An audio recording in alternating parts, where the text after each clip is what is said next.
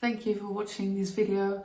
My name is Roel. I'm a health and nutrition coach, and I help people to become the healthiest version of themselves and to avoid getting diabetes or even put type 2 diabetes into remission. And today I would like to talk about just 3 things that you can do to be healthy and reduce your blood glucose levels, lose weight should you want to. And the reason why I want to do that is because often I think we get overwhelmed with information, and when we are overwhelmed, it's less likely that we're going to be successful. So I'd like to keep things simple, and also there is not just one way for people to be healthy, because everybody's different. We all have different bodies, different health issues, different beliefs, different culture, different personalities, and I think you can only be successful if you honour that and if you make sure that what you're doing is in line with all these things. And there are a few universal truths when it comes to the diet, so I'm focusing on the diet today, that are true for every human being. So if you're a Homo sapiens, then this will apply to you no matter what your preferences are or your beliefs are. And that, I think, makes it easier to find a way that suits you, and that will make you more likely to be successful in the long run. Because if you try to force yourself to do stuff that's not really in line with your values, then it's not likely that you're going to be successful. So what are these universal truths that I'm talking about, I hear you ask? Well, for starters, eat real food. And that can fit into any type of lifestyle. Real food just means that you eat either meat, fish, eggs, vegetables, nuts, seeds, fruit. And of course, if you're a vegan or vegetarian, then you just eliminate the animal products. But for the rest, it still applies. What Mother Nature provides, that is real food. And if you can eat like that most of the time, then that will guarantee that you are going to thrive, that your body is going to love that, and everything's going to work as it should, and then everything will fall into place. Your blood glucose levels, your cholesterol levels, your weight, your digestive system, your mental health. And so looking at it like that, it gives you a lot of room to interpret that in a way that suits you. So you could be a vegan or vegetarian, you could be a carnivore, you could be of any type of religion, and you can still make this work. Now, do you have to eat like that 100% of the time? No, I don't do that 100% of the time, but for a large part I do. And the more you do it, the healthier you will be. So find that level that works for you, and maybe to start with, it won't be 100%, it won't even be 70%. You can gradually introduce that. The more you do it, the healthier you will be. And so have a go at looking at your diet in terms of, is this actually real food, the type of food that's provided by Mother Nature? And then you'll find that your body will respond to that really, really positively. Now, secondly, protein. We all need protein. It doesn't matter what you believe or, again, what culture you are or religion. We all need protein. Where you get it from, that's up to you. If you want that to be a plant-based protein, fair. If you want that to be an animal-based protein, fine. Have meat, fish and eggs.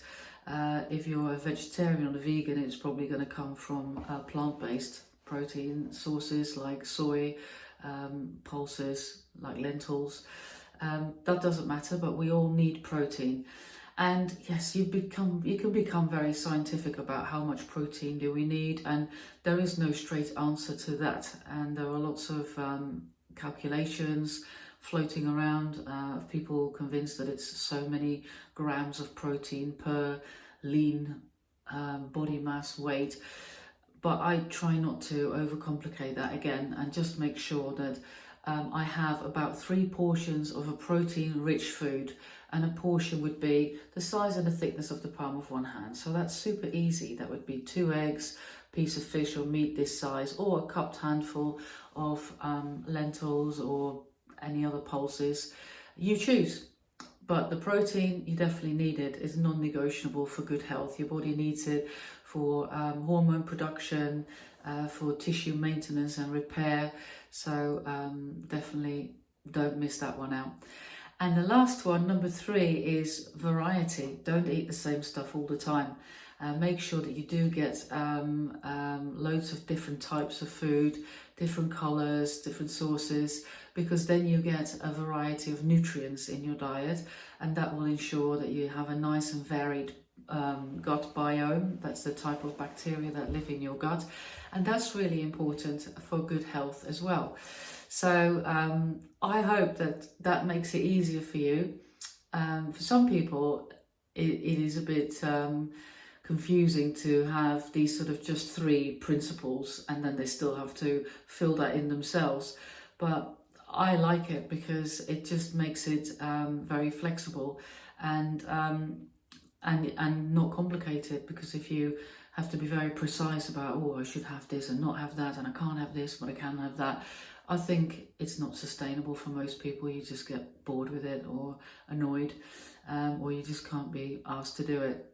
So if you just ask yourself the 3 questions: is it real food? So try not to eat a lot of processed foods. Real food, what Mother Nature provides. Do I get my protein? And am I getting a variety of foods? If you could just do that, you're going to see amazing results. Your blood glucose levels will be in a normal range before you can say insulin resistance. Your weight will fall into place, your skin will be happy, your digestive system will be good, or at least improved. So depending on to what extent you can do this for, and how long you do it for. If you need any help with it, I'm always here for a chat, and very happy to see how you can make this work for you, and let me know how it goes. Don't forget to set yourself a little goal for this week. Once a week, ask yourself, how am I doing? What am I doing well? Make yourself feel good about that, because when you feel good, you do better. And then ask yourself, where can I do better? Where can I make some changes? And maybe just focus on these 3 things. Can I eat more real food? Can I make sure I get my protein? Can I introduce more variety? And set yourself a little goal around that. For 1 week only, something very doable. Crack on with it. And a week later, just do the same thing. Rinse and repeat. Review how you're doing. Set yourself a little goal. And if you ever have a bad week where you've eaten a whole lot of junk food, you didn't move a muscle, you went to bed too late, and you stressed a lot, then don't skip that progress review. Especially do it then. Ask yourself, okay, what happened? Why was it such a bad week? Not in a judgmental way, but just in a curious way. What happened?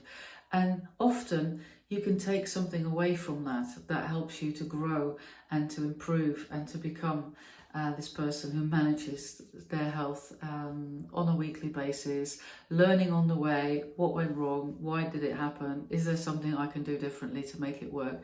And that's how you maintain successful. And you're not only going to have short periods where you do really well, get very excited, then have a bad period and you lose the good results, feel disheartened, try again. So just constantly, in a playful, curious way, monitor your progress, set yourself little goals and keep doing that week after week, and you're going to see amazing results. I hope that helps. Let me know your thoughts, and looking forward to seeing you again in the next video. Love you lots. Bye bye.